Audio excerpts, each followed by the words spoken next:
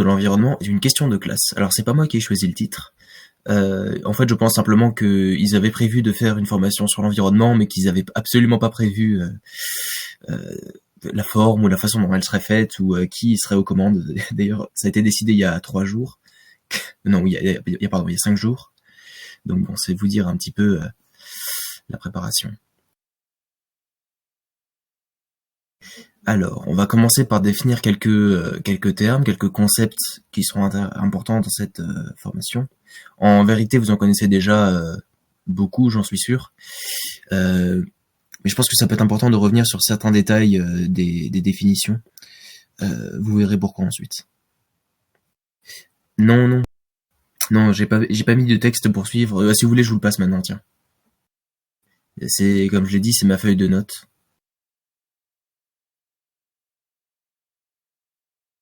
Après, j'ai peur que si je vous la donne, vous allez pas m'écouter, mais tranquille.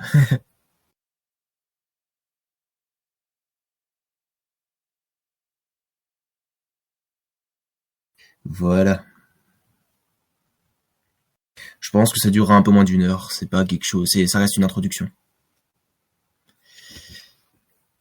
Alors, donc pour en revenir au concept. Donc déjà, qu'est-ce que c'est que l'écologie et quelle est la différence avec l'environnement ou la lutte contre la destruction de l'environnement? L'écologie, de base, c'était l'étude, enfin, c'est l'étude de la vie dans son milieu. Autrement dit, il y en a certains qui peuvent lier ça à la biologie. C'est évidemment, ça comprend évidemment la biologie.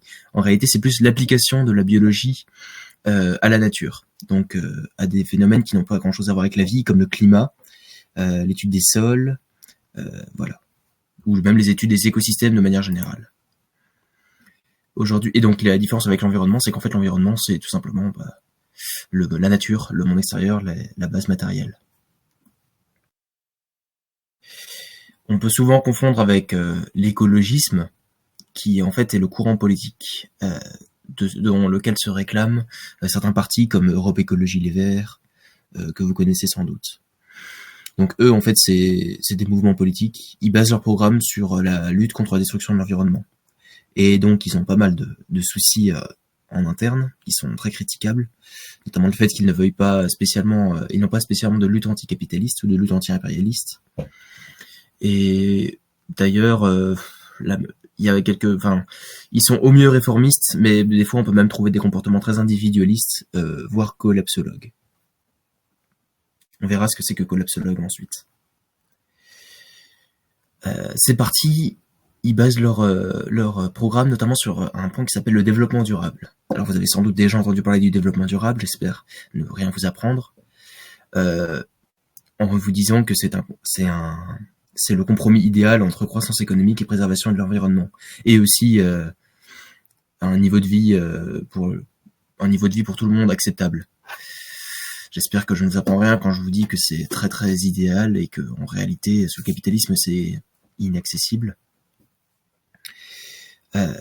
Donc là-dessus, les partis politiques qui se réclament de ça, ou quand le gouvernement parle de développement durable, en général, c'est plus pour mentir ou faire avaler un truc assez sale derrière, en termes de choix environnemental. Souvent, les partis là, du coup, utilisent un vocabulaire qui, du coup, était décrédibilisé parce que ces partis, mine de rien, peuvent faire mauvaise presse à l'écologie. Par exemple, le terme biodiversité, c'est l'un d'entre eux. Donc, la biodiversité, on a tendance à penser que c'est un concept de bobo, avec des gens qui s'intéressent aux petits oiseaux, papillons, tout ça, que c'est très joli, les pingouins, les pandas. En fait, pas du tout. La biodiversité, c'est ce qui est essentiel à la vie complexe qui s'est développé sur Terre. Sans la biodiversité, on n'aurait pas toutes les symbioses qui existent entre les espèces, on n'aurait pas les lichens, on n'aurait pas les rhizomes, il manquerait, les plantes ne pourraient absolument pas être développées comme elles sont aujourd'hui, elles feraient jamais des mètres de haut comme les forêts le font. C'est essentiel pour une vie pluricellulaire.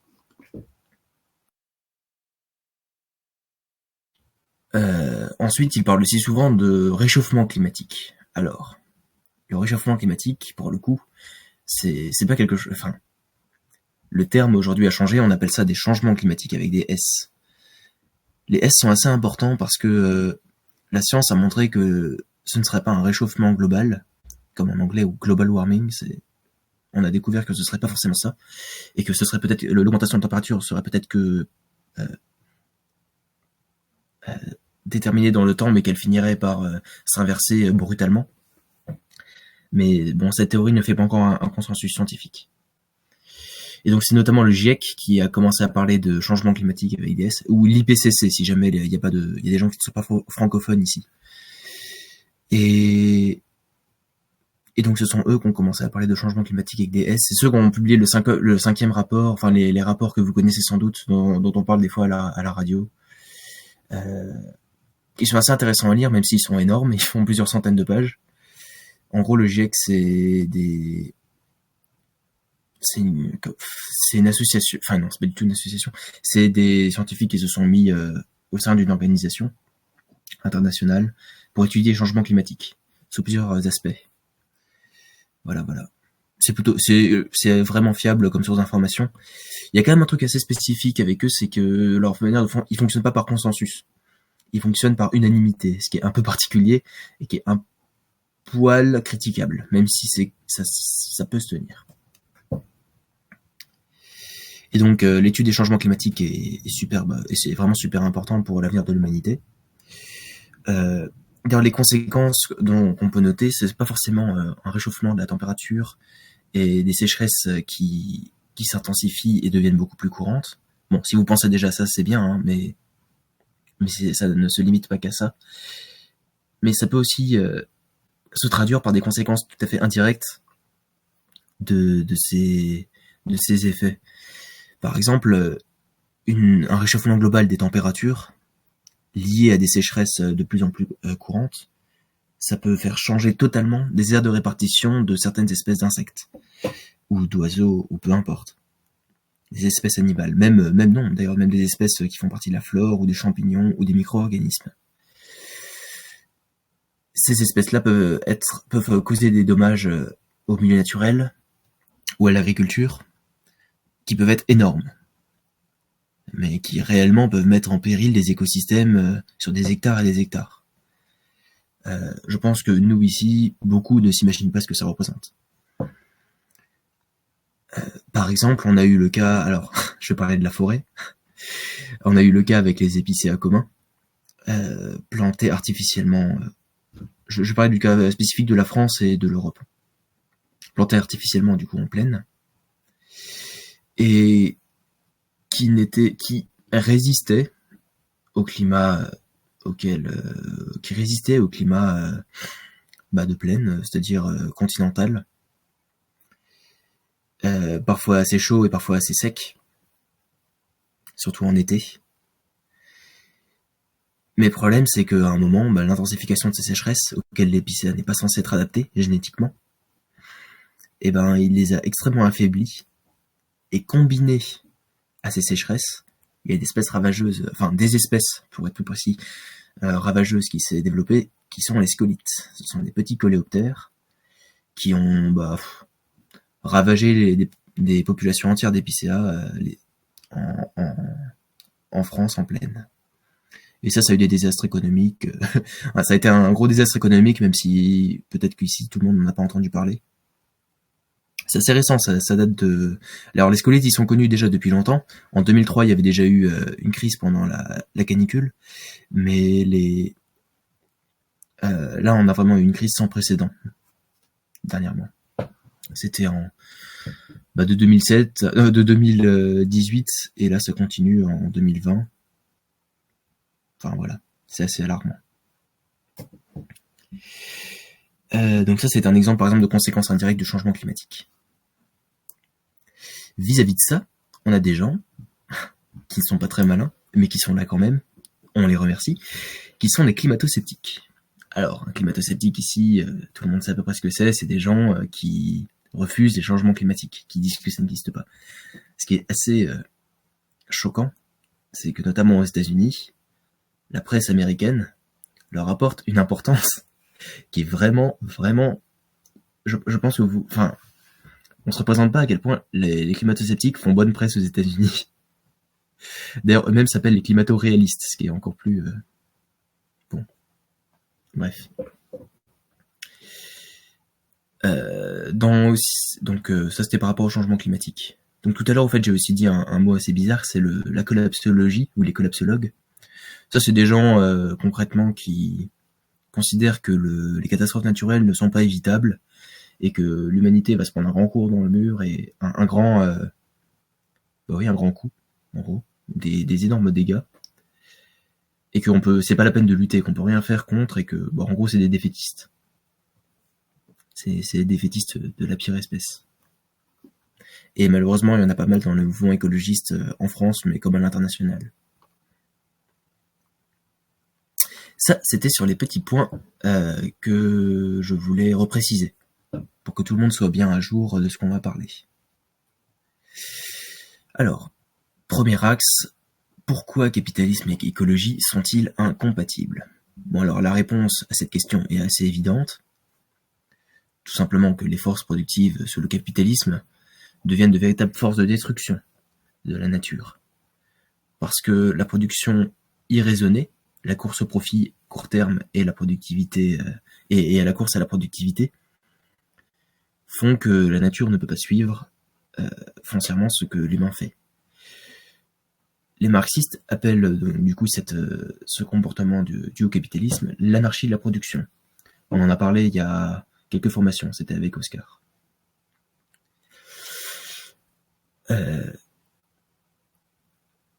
Autrement, et généralement, c'est pas forcément. On peut dire que c'est les capitalistes qui sont les responsables de ces problèmes. C'est vrai, hein, dans le fond, c'est clairement eux qui sont les responsables des désastres naturels auxquels l'humanité est confrontée. Malheureusement, c'est souvent la plaie qui est forcée.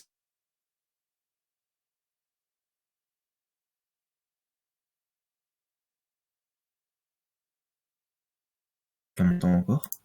Ah oui, non, ma connexion internet a eu un certain problème. Bref. Notamment il y a certains lobbies, notamment dans l'agriculture, c'est extrêmement flagrant. Le lobby du lait, le triple B, avec Babel notamment, que vous connaissez peut-être. C'est ceux qui font les Babybel, par exemple. Et ça c'est quelque chose d'assez horrible parce que quelque part c'est les capitalistes qui sont responsables de la destruction de l'environnement, mais c'est la classe populaire qui en est le marteau, si on veut. Bien contre elle, quoi, si vous voyez ce que je veux dire. Et voilà, c'était juste pour revenir sur ce point. Donc ça, c'est évidemment la réponse directe à la question le capitalisme est-il compatible avec l'écologie? Maintenant, on n'explique pas en quoi la destruction de l'environnement est appliquée par les capitalistes. On dit souvent qu'il y a un épuisement des ressources. Alors, mis à part le fait que ce soit extrêmement vague, c'est incomplet, parce qu'il n'y a pas que ça. Il existe par exemple, en agriculture, des sols qui n'ont pas beaucoup de nutriments, qui en ont même presque pas, et qui sont contraints d'utiliser la faune, la microfaune, c'est-à-dire les vers de terre, toutes les micro-organismes, les protozoaires, les amibes, bref, tous les animaux et l'autre vivant qui se situe en dessous du millimètre. Toutes ces petites bestioles sont nécessaires à ce qu'on appelle les cycles géochimiques. Autrement dit, sans cette flore, sans cette biodiversité, ces sols ne seraient pas capables de donner de la nourriture, des plantes dont on a besoin, du coton, ou peu importe, des ressources. Le problème, c'est que pour garantir plus de profit, plus de productivité, le capitalisme a tendance à rajouter, à mettre des intrants chimiques pour augmenter la vitesse de pousse des plants, augmenter le nombre de plants, augmenter beaucoup de choses. Le problème, c'est que ça a tendance d'une part à épuiser les sols, et ensuite à détruire toute cette biodiversité pourtant essentielle dans ces sols. Ce qui fait que un sol épuisé et vide en termes de vie, ça n'est pas productif du tout sur le long terme. Et ça, les capitalistes, ils s'en rendent bien compte. Et c'est pour ça qu'ils rajoutent plus d'intrants. Ce qui est assez triste. Franchement, c'est triste. Sauf que bon, au bout d'un moment, les intrants suffiront plus. Parce que s'il y avait que cette question-là, les choses iraient formidablement bien. C'est un euphémisme, hein. Les choses n'iraient pas bien du tout. Mais par contre, avec l'intensification des sécheresses, avec l'augmentation des ravageurs, plus avec ces deux faits-là, qui sont l'épuisement des stocks et les sols vides de vie, là je peux vous dire que l'agriculture internationale a du souci à se faire. Voilà. Ça, c'était juste pour rentrer dans le détail en termes de destruction de l'environnement. Je pense que c'était nécessaire, parce que il y a un état de fait qui est simple, c'est qu'en tant que marxiste, on doit tous être au clair que on peut pas se contenter de savoir les choses dans leur on peut pas se contenter de savoir les choses juste dans leur globalité, de manière générale, ceci, cela. Il faut qu'on puisse avoir des éléments assez précis, assez scientifiques. Il faut qu'on développe un langage scientifique pour pouvoir réellement pouvoir avancer des arguments convaincants, notamment à la classe ouvrière, mais aussi notamment envers les scientifiques, qui ont tout à gagner à se rejoindre à nous. Voilà. Alors, secondement, j'aimerais parler de l'instrumentalisation de l'écologisme. J'écris écologie dans le texte, mais c'est écologisme par les capitalistes. Donc là, je pense que tout le monde ici est à peu près d'accord pour dire que les partis comme Europe que les Gilets Verts, par exemple, sont gangrénés totalement par une idéologie complètement libérale. Malheureusement, parce que c'est un parti qui commence à devenir vraiment populaire. Et que, en fait, ces gens-là ne remettent pas vraiment du tout en question le capitalisme ou quoi que ce soit. Ils expliquent effectivement que l'environnement est mis en danger par la course au profit, parce qu'il faut le dire, vous comprenez, c'est important. Mais à aucun moment dans leur programme, ils mettent en place quelque chose pour changer cet état de fait. Quelque chose de réaliste, évidemment. Autre que le réformisme. Et donc ce genre de comportement venant de ces partis ont tendance à décrédibiliser fortement l'écologie aux classes populaires, tout simplement. Ça et le fait que ces gens peuvent être très moralisateurs et tenir des thèses à peu près aussi anti-masse que certains fascistes. Enfin, on y reviendra plus tard. Il y a un autre état de fait, c'est que dans ces parties-là, énormément d'importance est mise sur la responsabilité individuelle. Par exemple, il faut trier ses déchets, il faut pas acheter ceci, il faut pas acheter quand il y a des emballages, il faut pas faire ça, etc. Effectivement, en soi, ils ont pas tort. Trier ses déchets, ça vaut mieux que rien. Ça, j'espère que j'apprends rien à personne.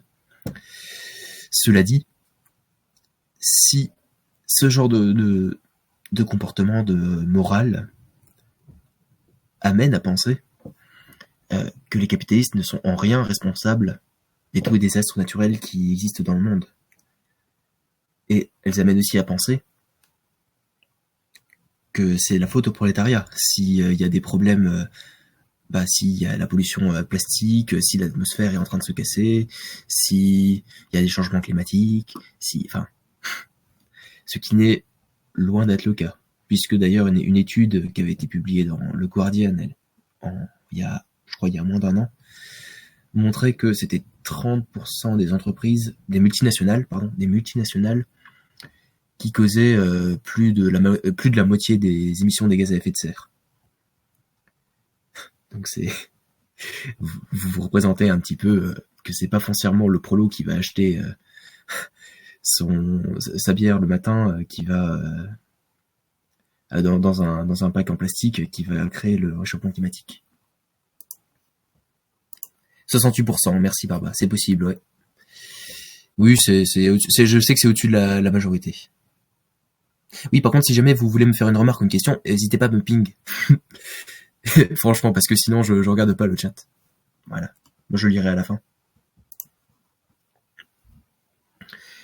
Voilà, j'espère que vous ne râlez pas trop contre moi et tout. Non, ça va tranquille. Alors, ça c'était sur la responsabilité individuelle. Voilà, donc les capitalistes ont longtemps réussi à aliéner les écologistes aux classes populaires, ça j'ai déjà dit. Sauf que, alors ça c'est quand même un truc qu'il faut noter, et qui est quand même assez important, c'est que la contradiction production anarchique du capitalisme, destruction de l'environnement, commence vraiment à se voir. Genre maintenant, l'étude dans le Guardian par exemple, même Le Monde commence à en parler, qui est pourtant pas spécialement un journal extrêmement progressiste, même si ça va. C'est quand même quelque chose qui commence à se voir. Et aujourd'hui, la classe populaire est plus proche de l'écologie qu'elle ne l'a jamais été. Voilà, cette aliénation tend à s'effacer. Voilà, c'était à peu près tout sur le capitalisme et l'écologie. Alors, axe suivant. Pourquoi l'écologie doit-elle être une de nos revendications principales ? Alors effectivement, une de nos revendications principales, pas devant une autre revendication, voilà. Je pense qu'il y a certaines revendications qui sont extrêmement importantes, qui devraient être portées en premier lieu, mais toutes les revendications qu'un parti communiste peut avoir, nombreuses sont, elles sont, je pense, à mon avis, elles sont toutes aussi égales l'une à partir de l'autre. Et l'écologie, évidemment, en fait partie. Donc premièrement, les désastres écologiques touchent toute l'humanité entière. Ça c'est un fait, c'est comme ça. Cependant, c'est souvent les plus pauvres et les plus défavorisés, les classes qui vivent dans les bidonvilles à l'international, ou les classes qui vivent à la campagne, qui sont les plus touchées par les désastres écologiques, dont le changement climatique, etc. Attends, j'ai vu qu'il y avait une question.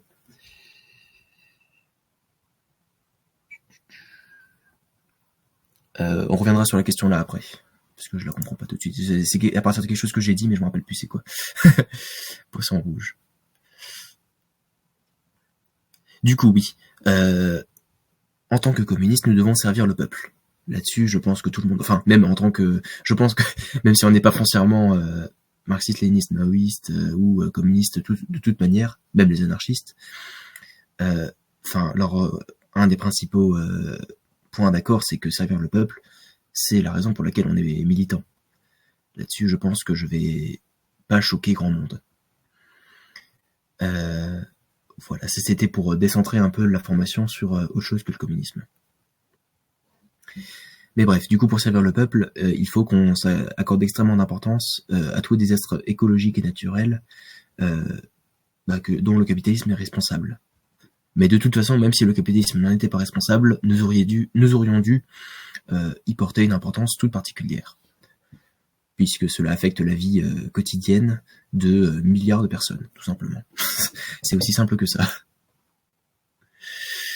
Et d'autre part, une des raisons pour laquelle ça doit être une revendication principale, c'est que le capitalisme ne peut pas être éternel. Alors, d'une part, à cause des contradictions internes, ça, Engels et Marx l'avaient très bien expliqué, donc forcément, à un moment, le capitalisme devrait évoluer pour survivre, en fascisme, hélas, si ça arrive, si c'est le cas, c'est la merde, mais cependant, nous, on est militants pour une chose, c'est pour le socialisme, et c'est pour éviter justement qu'on arrive au fascisme. Et donc,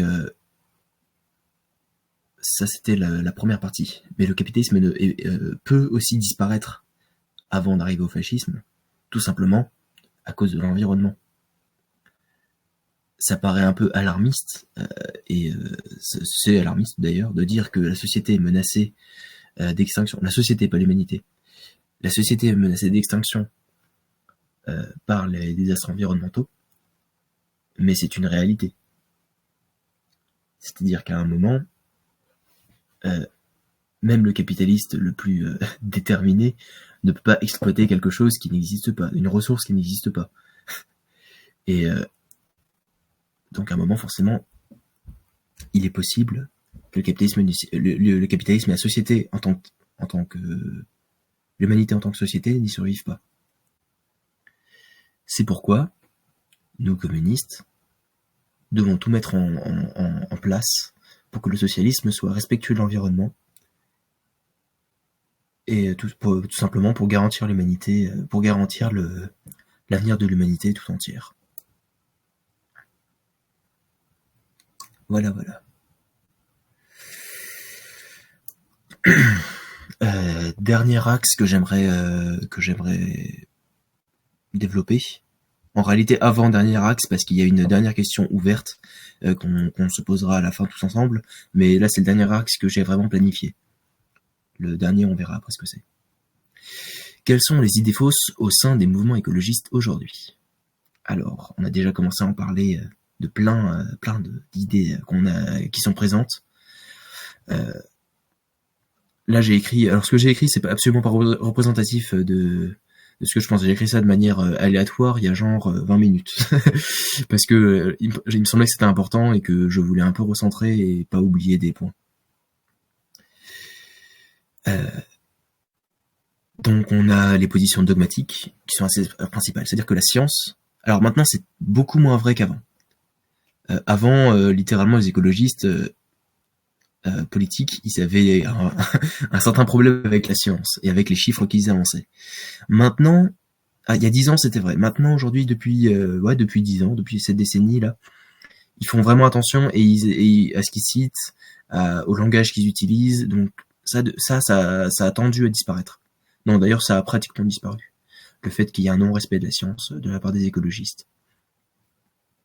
Parce que tout simplement, ils ont compris que pour avoir une crédibilité, il fallait dire des choses qui étaient scientifiquement vérifiables. Donc ça, c'est un point sur lequel je voulais vite fait revenir, tout simplement parce que c'est vrai qu'on peut avoir le cliché qu'un écolo se contrefout de la science et que lui, il n'y a que les petits oiseaux qui comptent.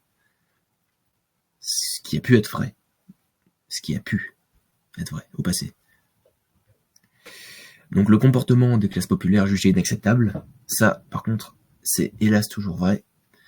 C'est que les écolos, c'est assez proche des milieux jeunes. Ça, c'est super cool. Donc les jeunes, les étudiants. Je suppose que parmi vous, il y en a certainement qui sont allés aux marches pour le climat. J'y suis moi-même allé d'ailleurs. Donc ça, c'est un sujet évidemment qui intéresse énormément la jeunesse parce qu'il y a eu énormément de médias qui en parlaient à un moment, qui en parlent toujours d'ailleurs. Et parce qu'évidemment, c'est l'avenir de notre planète, c'est quand même vachement important. Le problème, c'est que des personnes un peu plus âgées, qui font partie du prolétariat ou des classes paysannes, sont peu sensibilisées à l'écologie. Surtout notamment dans les milieux ruraux. Alors évidemment, c'est à relativiser, bien sûr qu'il y a des gens qui font très attention, enfin des ruraux qui font extrêmement attention à l'écologie et qui savent avoir un discours très très pertinent, enfin il y en a plein.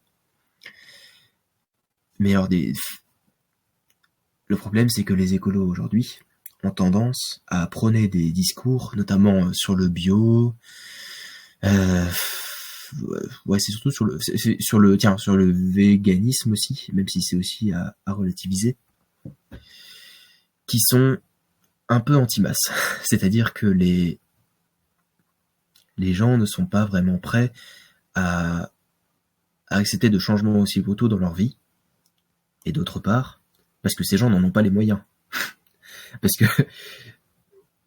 pour faire changer une famille rurale qui a mangé depuis toujours de la viande, qui considère que manger de la viande, c'est un succès, parce que c'est le cas, hein, c'est toujours le cas en France, et même quand on voit les vidéos anti-vegan, on remarque à quel point c'est vrai, que il y a les gens considèrent aujourd'hui que manger de la viande, c'est un succès social.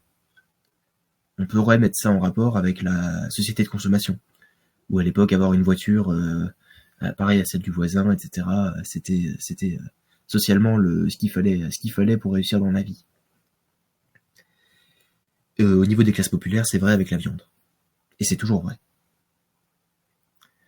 Pareil, quand on parle de trier les déchets, etc., et que les prolos, on n'a pas grand-chose à foutre, on n'a jamais été sensibilisés à ce sujet, et que du coup, les écolos arrivent avec un discours très moralisateur, on peut comprendre que ces positions de la part des écolos ne sont pas très adaptées, et qu'il faudrait qu'ils arrivent à nuancer leur discours, parce que même si leur discours est vrai dans le fond, il faudrait qu'ils arrivent à nuancer et à adapter leur discours aux classes à leur public.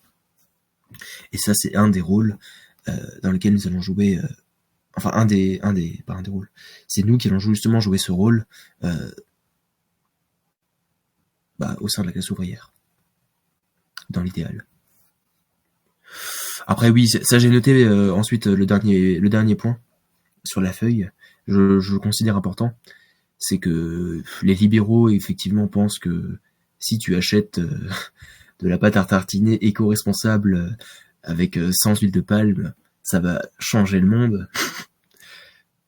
Ouais, ça marche pas comme ça l'économie. C'est que en fait théoriquement c'est censé marcher, mais dans la pratique, on a ce qu'on appelle le marketing, et Nutella en abuse réellement. Enfin c'est vraiment un délire. D'ailleurs, quand on parle de pâte à tartiner, on a tendance à dire Nutella, par exemple. Et autrement, autre chose, c'est que la forme de dépendance qui se lie au niveau de... En fait, ces produits ont su se rendre indispensables. Et les produits qui essayent de faire pareil de manière éco-responsable, entre guillemets, parce qu'en plus la pâte à tartiner éco-responsable, enfin, avec du cacao qui vient de pays... Enfin, pas vraiment... Bon, de toute façon, aucun pays n'est spécialement économiquement une super démocratie. Mais par exemple, le cacao, en termes d'écologie, mais comme en termes d'exploitation de la masse, des masses, c'est un scandale. Et puis en termes de transport aussi, d'ailleurs, parce que le transport, on n'en parle pas, mais c'est vrai que c'est un des principaux axes de réflexion autour des changements climatiques, parce que tout simplement ils sont extrêmement émetteurs de gaz à effet de serre. Voilà. Enfin bref, tous ces discours moralisateurs autour de la consommation influe la production, il y a énormément, il y a vraiment dont le marketing, dont la dépendance de la classe populaire, dont le fait que la classe populaire n'a pas de pouvoir d'achat, ne peut pas décider ce qui sera dans ses rayons le lendemain, quoi. Ils peuvent pas décider que ce sera plus du Nutella, ce sera quelque chose de bien mieux éthiquement. La classe ouvrière n'a pas du tout ce pouvoir-là. Voilà. Cette formation est à peu près finie quand on aura terminé le point suivant. C'est celui, tout simplement, de si nous, on arrivait au pouvoir, quelles mesures on pourrait mettre en place pour... Oui, alors je regarde un peu le chat, d'abord, avant de parler du point que j'ai envie d'aborder juste après.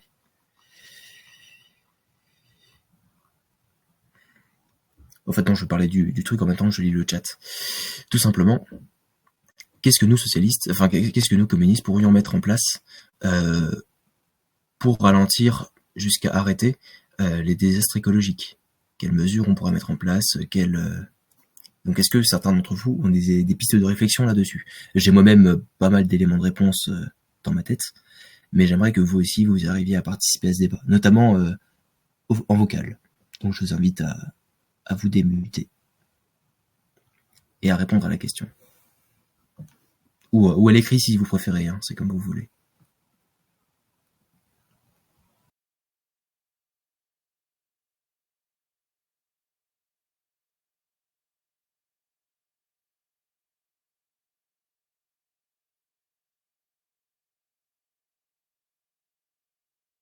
Alors, je vois que ça parle... Apparemment, j'ai été coupé. Bon, je ne sais pas où. Après, comme vous avez eu le texte, c'est moins grave.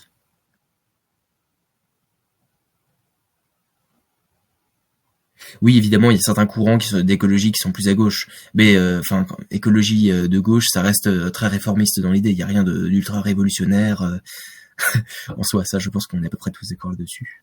Et si jamais c'était pas le cas, oui. T'avais dit quoi comme question? Oui, on a tous loupé la question. Vous avez tous loupé la question? Oui. Ça a été coupé? Ouais. Redis-la de manière très claire, concise. Quelle solution vous verriez, vous, pour arrêter des désastres écologiques, pour respecter l'environnement quand on aura gagné la révolution et qu'on sera sous le socialisme? La planification d'abord. Déjà, oui, la planification. En quoi est-ce que ça pourrait aider? Ben, déjà, ça stoppe l'anarchie de la production, ça stoppe Ouais. la surproduction, Mhm. et ça permet, oui, de produire que ce qu'on a besoin. Voilà. Donc ça c'est tout simplement c'est la première réponse, c'est le plus simple, c'est que planifier pour éviter la course à la concurrence, à la productivité, ce sera évidemment une bonne chose. Bon là-dessus, c'était un peu évident.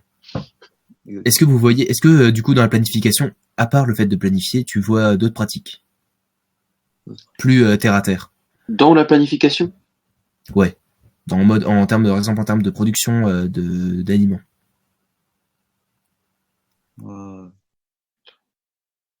Après, oui, il y a des alternatives pour, par exemple, pour l'agriculture, pour, euh, pour faire transporter l'eau. C'est-à-dire? Ouais, Il y c'est-à-dire. avait pas. Ouais, j'avais vu, il y avait un système où c'était par gouttelette et je me souviens plus trop. Ah, les espèces de champs intelligents. Oui, oui, un Alors je truc comme pensais pas à ça, ouais. ça. Alors, Je sais pas trop. et donc, alors je sais plus comment ça s'appelle. Ouais, je me souviens plus de la vidéo, mais elle était pas mal. Elle proposait diverses alternatives pour, euh, pour donner de l'eau aux aliments, C'est dans vrai les que champs. là, Airtinox, il y a dit donc faire de nouvelles lignes de train pour éviter le déplacement en voiture. Mais oui, du coup, bah déjà, rien que sous le socialisme, on pourra beaucoup mettre plus en avant les transports en commun et Yes. voire quasiment envisager, bon, peut-être pour les campagnes, ce sera un peu chaud, mais la suppression, l'avenir de la voiture. Alors oui. Enfin, au moins la gratuité des transports en commun, ce serait déjà un énorme bond en avant. Ouais, ouais. Ouais. Du coup. Céleste a mis faire reculer l'élevage. Donc, bah, réduire l'élevage. Et c'est vrai que si Yes. on contrôle la production, c'est-à-dire que bah on gère, comment dire, bah, on peut directement, enfin, fermer les aéroports, plein de trucs. Ah mais faut le dire à l'oral les gens. Yes. Je suis en train de lire le chat. D'ailleurs, c'est Esther. Enfin, je vais l'appeler Esther. Un mec avec une étoile de David sur rouge et noir. Qui dit Mhm. gros angle mort sur qu'est le colonialisme dans la lutte écologiste. C'est extrêmement vrai. C'est extrêmement vrai. Sur le courant libéral, tout simplement, c'est extrêmement flagrant. Parce que bah, l'Europe Écologie Les Verts, il y a Europe. si... Alors, je sais qu'il faut pas s'arrêter au nom, mais rien que ça donne déjà une petite idée enfin, de la façon dont ils pensent. Il y a un autre truc, c'est qu'aujourd'hui, on est dépendant des monocultures, c'est-à-dire que tous les Yes. champs qu'on cultive, c'est principalement une seule espèce avec un seul clone de la plante, et du coup, qui fait que bah, y a pas de croisement génétique, donc il n'y a pas d'évolution. Et un insecte qui pourrait en fait infecter ce champ, bah, il se répandrait partout et on pourrait avoir des énormes familles juste parce qu'on a un insecte super résistant à un pesticide ou un truc comme ça. Exactement. Et, et c'est aussi mal parce qu'au final, on gagnerait plus d'argent en faisant des combinaisons de différents clones d'une plante ou alors en combinant différentes plantes entre elles qui pourraient marcher en écosystème parce qu'on économiserait vachement en aliments, en pesticides, ce genre de trucs. Absolument. Donc c'est des méthodes plus naturelles de construction d'un écosystème pour faire des champs. Absolument. Et d'ailleurs, c'est ce genre de choses. Rien que même si on n'est pas dans le principe d'avoir une meilleure production, c'est certain. Juste le fait d'avoir une variabilité génétique qui est importante. D'ailleurs, ça fait aussi partie de la biodiversité. J'ai pas dit tout à l'heure. D'ailleurs, mais à culpa. La biodiversité, c'est pas que la diversité d'espèces, mais c'est aussi la diversité interespèces. C'est-à-dire que les espèces sont diversifiées en termes de génétique. Tiens, pour vous donner un exemple, les frênes communs. Donc, je reparle de nouveau de la forêt, navré, mais c'est le domaine dans lequel je suis, donc je connais pas mal le sujet. Enfin, un minimum. Les frênes communs, ils sont atteints d'une maladie qui s'appelle la Fraxinus calara. C'est la calarose du frêne, tout simplement. Et il se trouve qu'on a une population de 1 à 2% qui est résistante à cette maladie.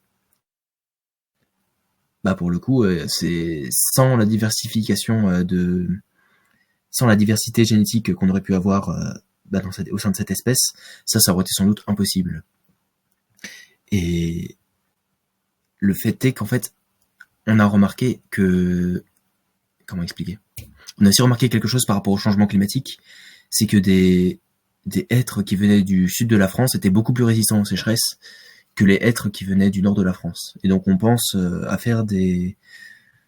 Le hêtre, c'est un arbre, si jamais quelqu'un n'était pas au courant. Ce serait et donc il est question de mettre de faire des plantations de hêtres qui viennent du sud dans le nord, pour voir si effectivement ça pourrait être un moyen de lutte contre le changement climatique. Mais oui, effectivement, la diversité génétique, c'est ultra important. Et vous pensez quoi du nucléaire? Parce que j'ai Oui. entendu... Alors, j'ai vu que Barba parlait du nucléaire comme si c'était super. Bah, le souci Ouais. pour l'instant, c'est que comme... C'est anti-nucléaire à cause de l'impérialisme, principalement. Bah oui. Mais Ouais, en fait, ouais. je me rends compte que c'est possible et c'est une alternative beaucoup plus écologique que le pétrole ou le gaz. Bah, évidemment, c'est plus écologique que les énergies fossiles, mais je veux dire, Mais même en termes de déchets, c'est ridicule d'en arriver à là. Enfin, pour le coup, moi qui habite dans les environs de Bure, je peux vous dire que c'est pas du tout un sujet qui est très très populaire. Parce que les déchets nucléaires, ok, on peut en faire plein de trucs, on peut les envoyer dans l'espace, mais c'est tellement risqué. Il y a trop de choses qui en dépendent en fait. Alors que, franchement, c'est largement meilleur que les énergies fossiles, on est tous d'accord là-dessus. Mais par rapport aux énergies renouvelables qui sont à développer, je suis pas convaincu du nucléaire. Franchement, je suis pas convaincu. Il y a très peu de développement ces derniers temps par rapport aux énergies renouvelables. Et à chaque fois, et pourtant, il y a beaucoup de recherches qui se font sur cet axe-là. Et il y a très peu de pays qui arrivent à quand même arriver à un point consistant sur l'utilisation de ce genre d'énergie. Alors que les stocks du nucléaire, il y en a beaucoup. Et pas que de l'uranium, hein. Il y a d'autres éléments nucléaires qu'on n'utilise pas actuellement dans les centrales, mais qui pourraient être développés. Et il y a aussi la fusion nucléaire, qui serait totalement différente de la fission nucléaire qu'on a aujourd'hui, et qui serait 100% écologique, puisque le produit, c'est de l'eau. Et alors la ça, fusion, c'est... ouais. La fusion, ouais, mais Ouais, autant y a pas... qu'on l'ait, quoi. Et on l'a pas.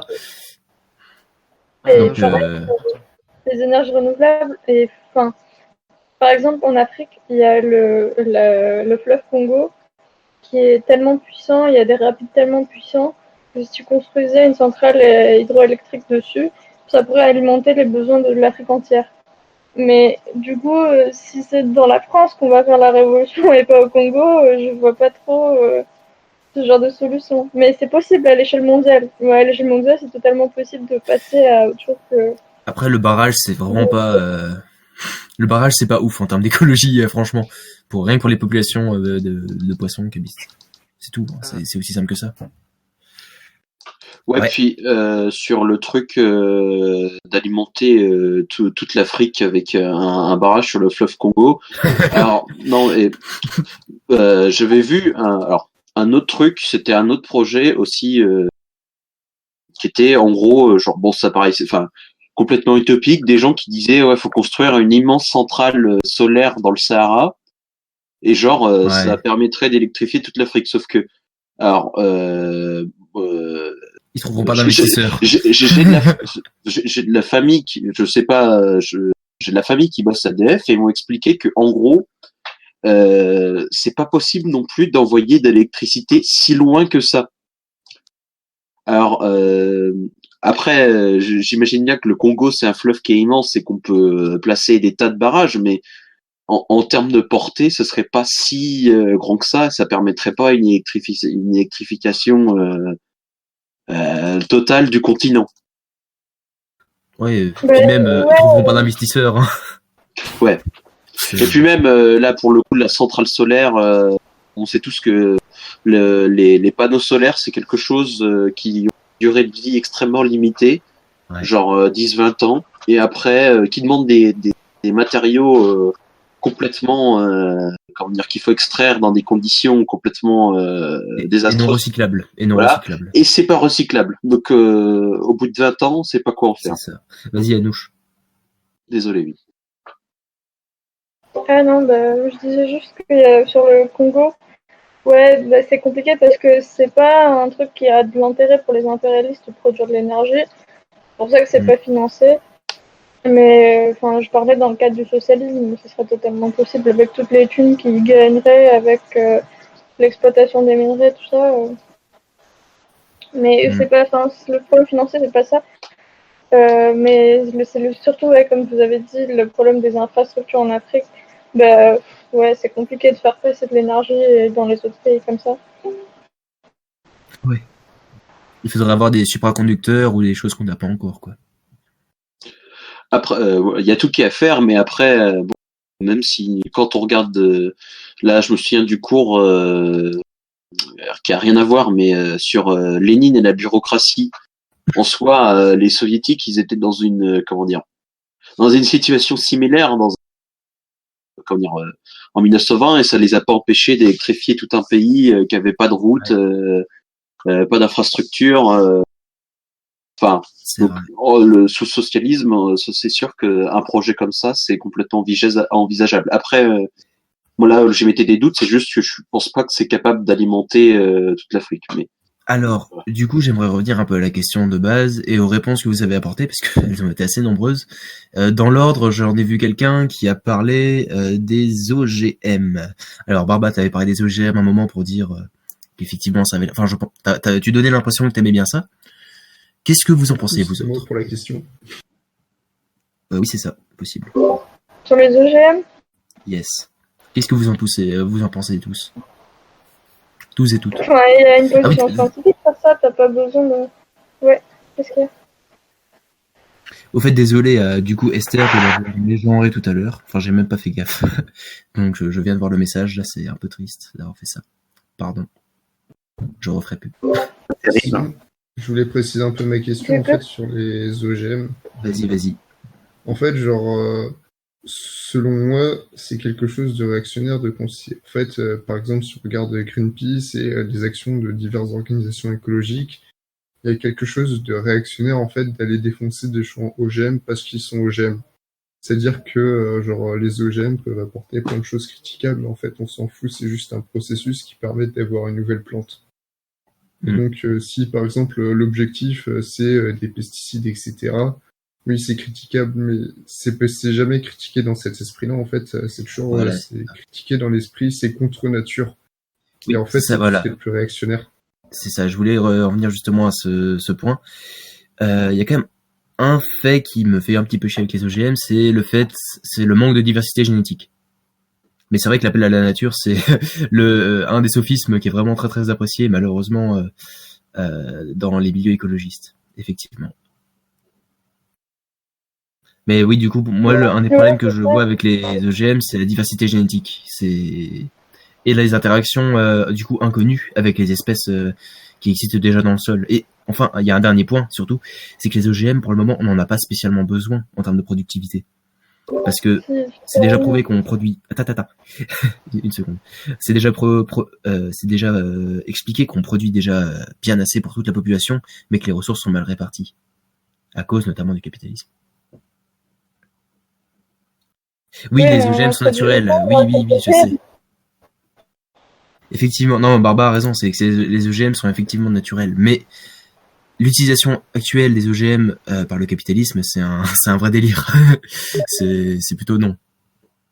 Là-dessus, il faut être plutôt contre, à mon sens. Cette même question de diversité se pose avec les croisements. Il se trouve que l'humanité a fait des croisements durant toute sa vie, c'est-à-dire avec les animaux, avec les plantes. Les tomates, jamais vous en auriez trouvé comme ça dans la nature. Pareil pour pour tout en fait. Pour les carottes, non, les carottes naturelles, ça ressemble absolument pas à ce qu'on a aux carottes oranges et tout. On a les vaches comme la Primolstein par exemple, c'est pas du tout les vaches qu'on aurait pu trouver dans la nature. Pareil pour les poules, pareil pour tout en fait. Et donc si on veut, oui, ça vient un petit peu de... On peut considérer que ce sont des OGM. Et c'est pas forcément des choses qui sont à bannir. Les OGM, c'est des organismes génétiquement modifiés, c'est un scientifique. Oui, carrément. Et l'hybridation, c'est quoi? La sélection artificielle faite par l'homme, c'est pas des OGM. C'est quoi? Parce que tu les modifies pas génétiquement, tu les fais évoluer. Ça reste, bah, c'est quand même, ok, c'est manipulé, mais de manière assez indirecte, enfin peu contrôlée, mais c'est quand même manipulé. Non, C'est quand même, c'est quand même génétique, c'est l'humanité. tu prends une Attends, c'est cellule, quand tu même mets de l'humanité. l'ADN. Ça reste l'humanité qui plie la nature à son, bah, à ses besoins. Oui, mais c'est C'est pas une totalement raison de différent parce naturel ou que tu artificiel. sautes beaucoup d'étapes.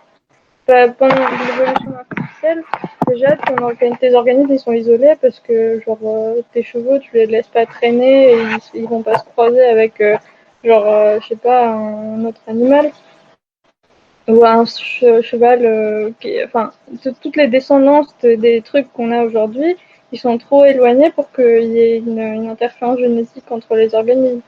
Alors que les trucs qu'on produit aujourd'hui avec les OGM, par exemple des bactéries qui auraient des résistances aux antibiotiques, ben ça peut se retrouver dans n'importe quelle autre bactérie parce que les bactéries, elles arrivent à s'échanger de l'ADN. Ou alors les virus, ou alors n'importe... les plantes déjà, les semences qui peuvent se mélanger. Mais du coup, pour revenir à la question des OGM, le problème avec les OGM, c'est pas que c'est des OGM et que c'est différent de la nature.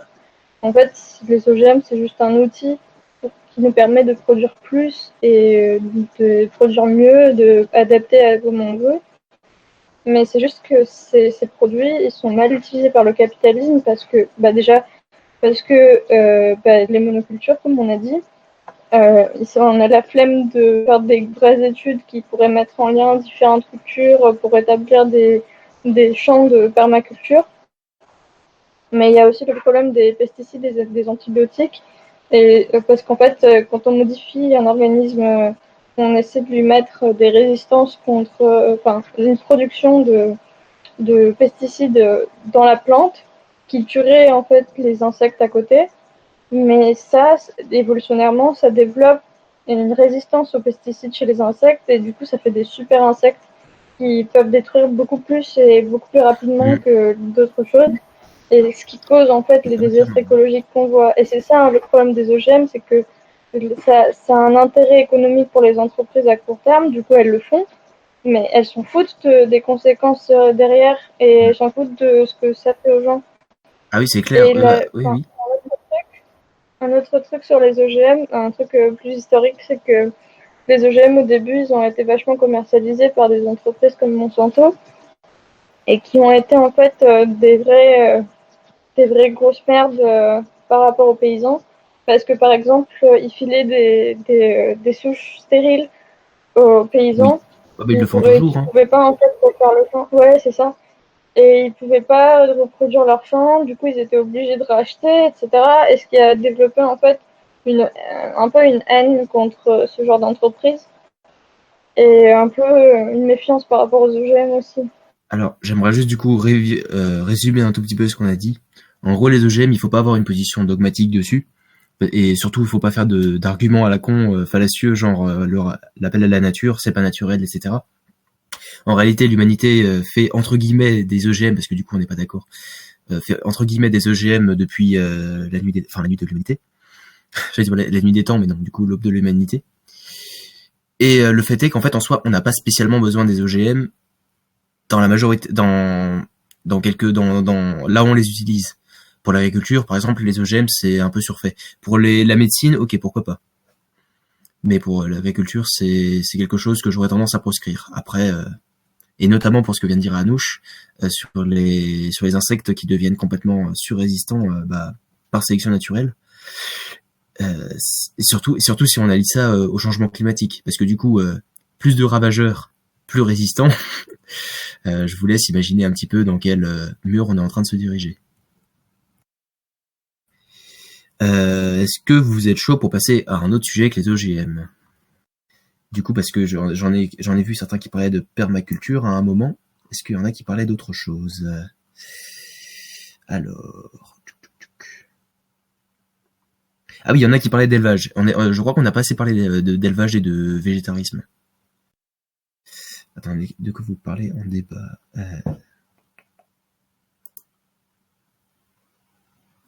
Sinon, il y a aussi la fin de l'obsolescence programmée. Ouais, le recyclage, l'obsolescence programmée, effectivement.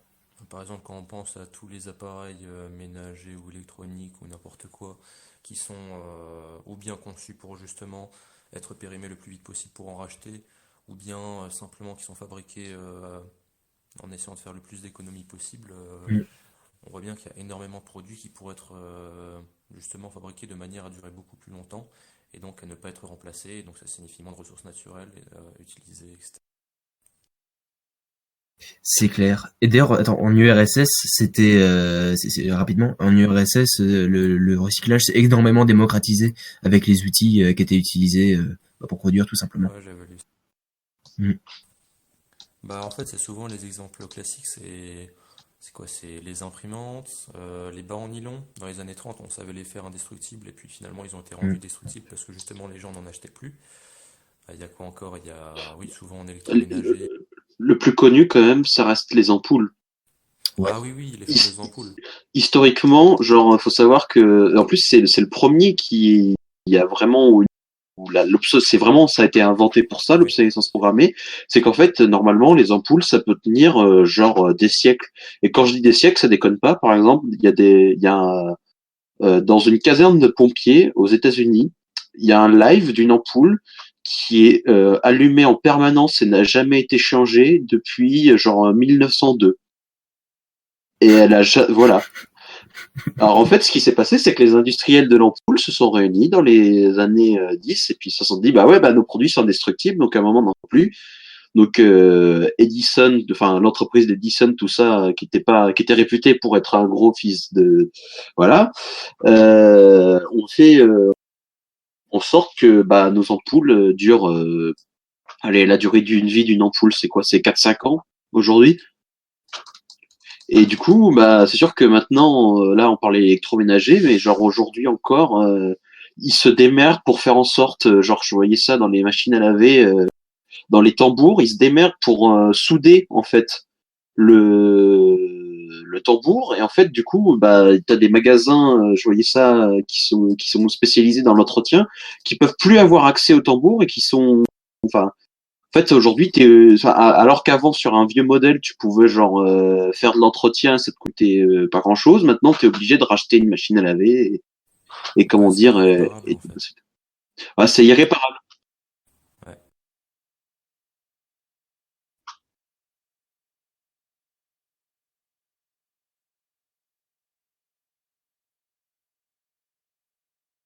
Ouais.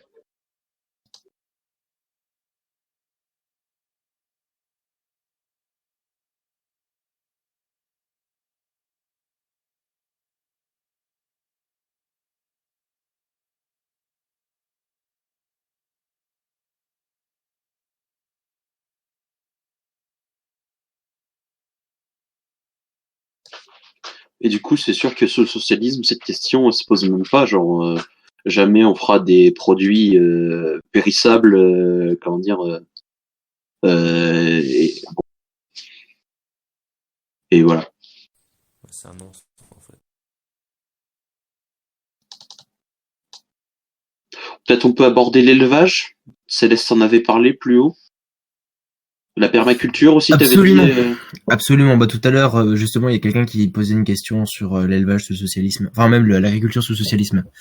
Alors, la permaculture, quelqu'un a-t-il envie de prendre la parole à ce sujet?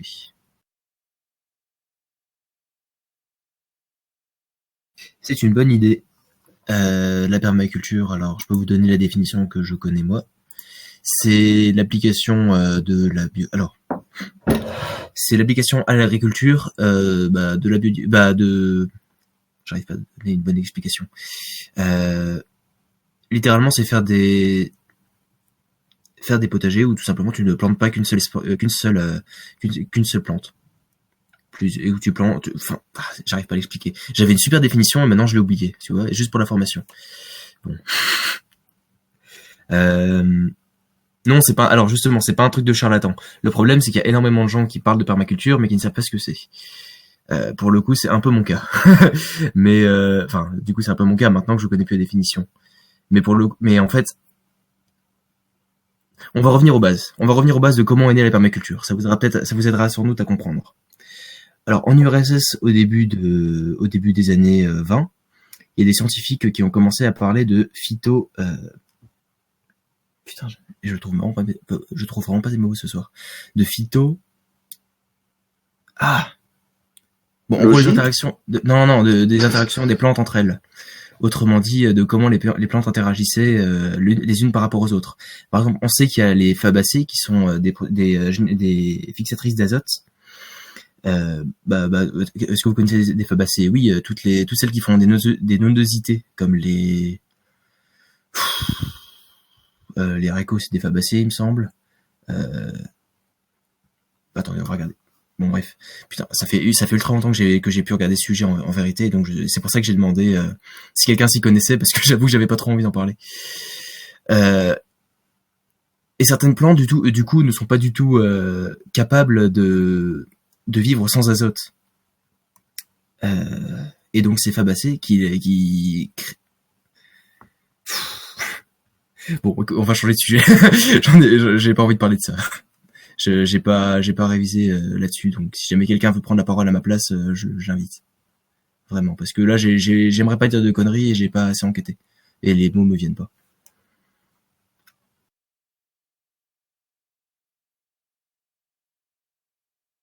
Bah, il me semble que la permaculture, grosso modo, c'est, on va dire, l'art et la science de justement, oui, faire interagir au mieux les différentes espèces entre elles. Donc c'est pour ça que c'est en opposition surtout avec la monoculture. Euh, et après oui, pareil, je suis pas très documenté, mais oui, grosso modo, c'est vraiment comme dans la nature, favoriser les symbioses entre les différentes espèces végétales et parfois animales. Et voilà. Ouais, globalement, c'est ça, mais...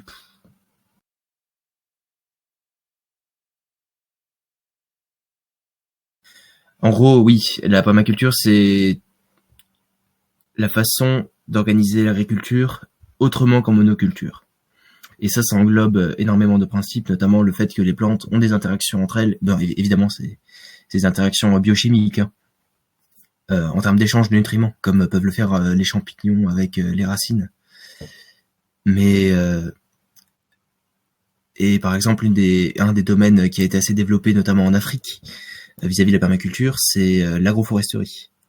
C'est-à-dire les arbres et les haies au service de l'agriculture. Et là-dessus, je m'y connais beaucoup plus. Mais après, l'agriculture en soi, je vous avoue que je m'y étais intéressé il y a quelques temps. Maintenant, j'ai un peu tout oublié et j'ai pas trop envie d'en parler, du coup, pour pas dire de bêtises.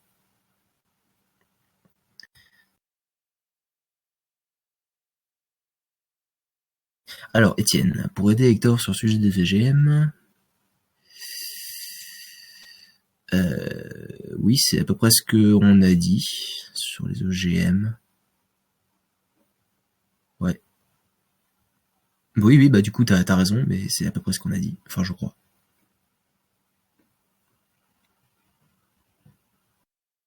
Alors, comment on fait transparaître dans nos luttes que l'écologie est un truc de classe?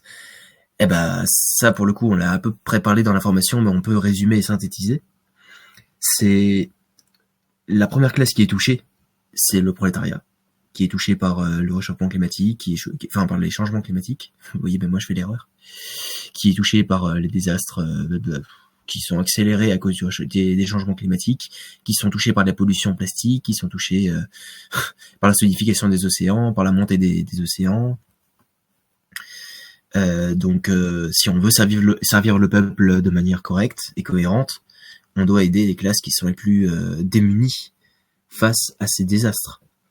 Et donc, voilà comment on fait comment on fait transparaître l'écologie en tant que lutte de classe.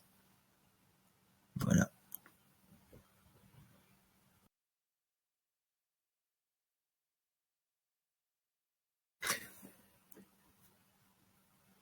Bah non, parce que les bourgeois, ils ont de l'argent pour s'acheter des masques à gaz, pour parler de manière très prosaïque.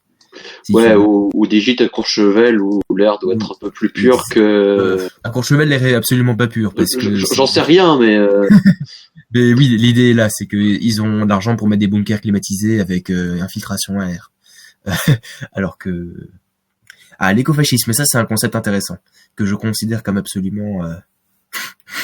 très confusionniste, en fait, en réalité. L'écofascisme, pour ceux qui l'ignoraient, c'est les gens qui pensent que l'écologie peut être utilisée à des fins de répression.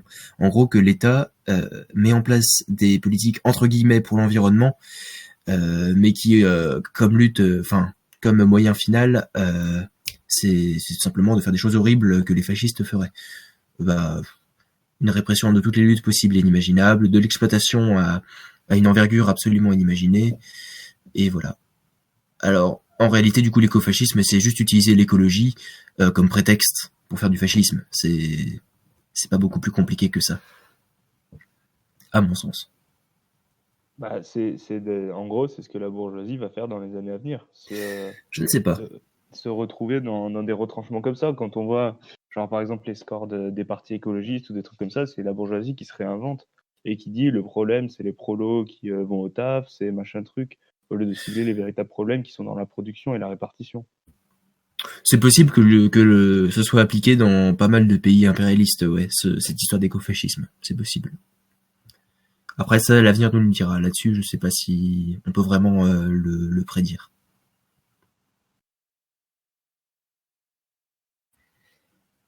L'acidification ?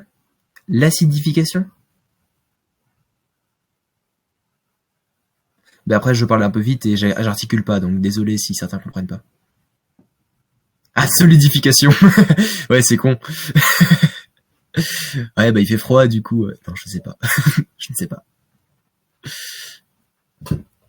Ah, la surpopulation. Ah, attends, ça c'est super. Bah du coup, le graphique est assez bien parce que je le connais. J'allais poser ça comme question, là, Ouais. tous les Malthusiens.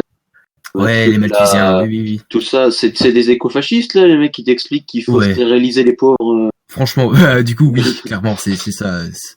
Alors Ça, Malthus, pour les rares qui l'ignorent, enfin, c'est possible. En fait, non, pour ceux qui connaissent pas Malthus, tout simplement, c'est un mec du 19e, 18e siècle qui disait, en gros, il faut stériliser / tuer les pauvres pour régler les problèmes économiques.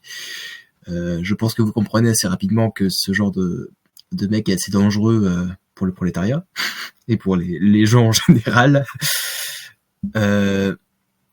Et en gros, il y a des gens qui essaient de dire à peu près pareil vis-à-vis de l'écologie. Et en soi, ils sont pas aussi extrêmes, mais ils peuvent, par exemple, parler de réduire les allocations familiales pour éviter que les gens fassent des enfants. Ce qui est bon, c'est un peu con.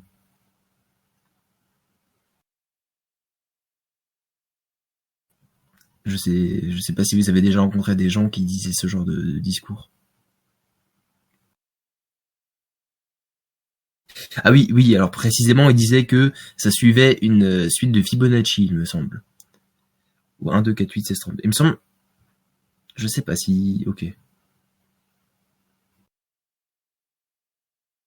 Bref, c'est en gros que la population grandit plus vite que le stock de nourriture.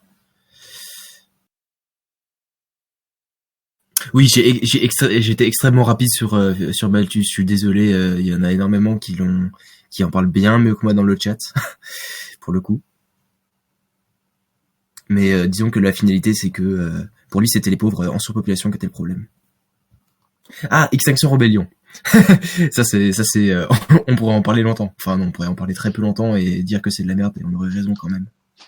Ouais, non, même Nantes Révolté, là, récemment, ils ont publié des trucs en mode pangolin, animal anticapitaliste, enfin, genre de trucs. Ah non, mais oui, d'accord. Tu vois. Oui. Après, Nantes Révolté, on est d'accord que c'est pas la panacée. Il me semble qu'il... Bon, non, rien. Bref. Oui, en fait, tous ceux qui, de manière générale, alors juste pour conclure, ceux de manière générale qui parlent de surpopulation, effectivement, on peut facilement lier ça à l'écofascisme de manière assez directe, parce que c'est des gens qui n'ont rien compris au réel problème qu'allait traverser l'humanité et qui n'ont rien compris à la société dans laquelle on vit, et que le problème c'est pas qu'il y ait trop de gens, le problème c'est qu'il y ait trop de capitalistes. Voilà. Il y avait du coup une question de je ne sais pas qui.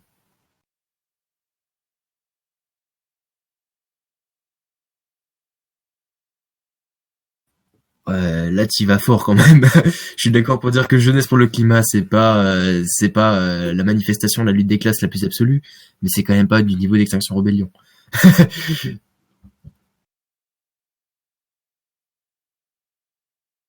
Bien sûr, bien sûr. Ouais, c'est un Ça mouvement reste, qui a une direction petite bourgeoise. Donc oui. oui, voilà, c'est ça. Ouais, carrément. C'est ça, c'est extrêmement étudiant, c'est des gens, mais c'est un peu des jeunes qui découvrent ce que c'est que le militantisme aussi. Donc quelque part, on peut les excuser là-dessus, mais c'est quand même pas le niveau d'Extinction Rebellion. C'est pas du niveau ah il faut pas dire nique la police alors à un collectif pour Adama.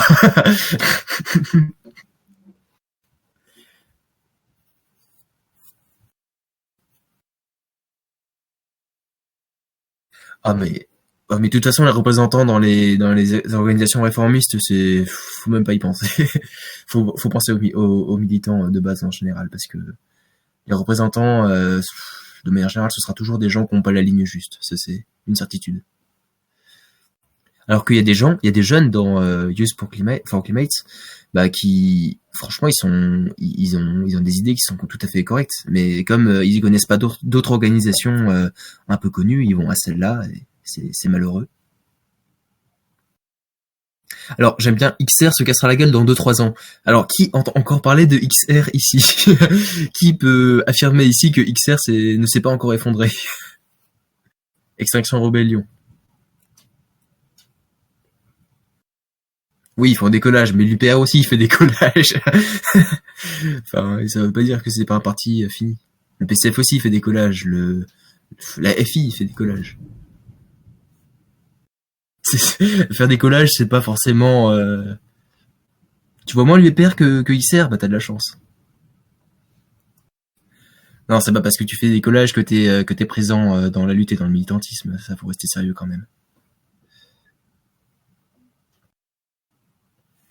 Alors Ertinox, UPR c'est Union, je sais pas ce que ça veut dire. En gros,